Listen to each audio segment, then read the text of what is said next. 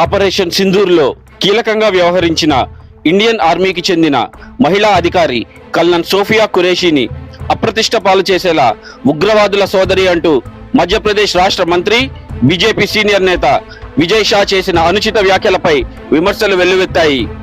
మంత్రి విజయ్ షా ఓ కార్యక్రమంలో మాట్లాడుతూ హిందువులపై అమానుష హత్యాకాండకు ప్రతీకారం తీర్చుకునేందుకు ప్రధాని నరేంద్ర మోడీ ఉగ్రవాదుల మతానికి చెందిన ఓ సోదరిని పంపారని వ్యాఖ్యానించారు.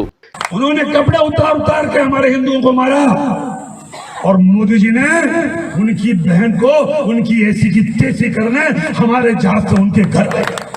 तुमने हमारी बहनों को अगर विधवा किया है तो तुम्हारे समाज की बहन आके तुम्हें नंगा करके छोड़ेगी.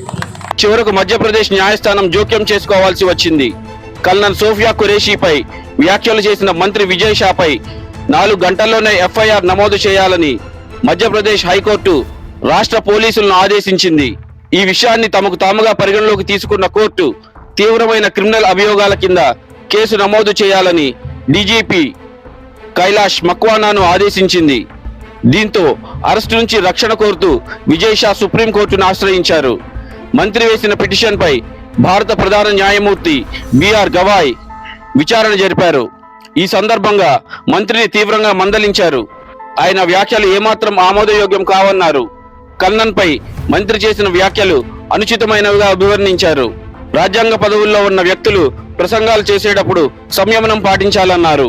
మీరు ఎలాంటి వ్యాఖ్యలు చేస్తున్నారు, వెళ్లి హైకోర్టులో క్షమాపణ చెప్పండి అంటూ మందలించారు. ఆయనపై క్రిమినల్ చర్యలు ప్రారంభించాలన్న హైకోర్టు ఆదేశాలపై స్టే ఇచ్చేందుకు సుప్రీం నిరాకరించింది. మరోపక్క విజయ్ షాను తక్షణమే మంత్రి పదవి నుంచి తొలగించాలని సిపిఎం డిమాండ్ చేసింది. ఇటువంటి వ్యాఖ్యలకు బీజేపీ సిగ్గుపడాలని పేర్కొంది.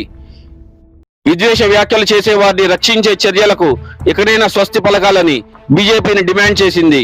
మంత్రి అభ్యంతరకర వ్యాఖ్యలను జాతీయ మహిళా కమిషన్ కూడా తీవ్రంగా ఖండించింది.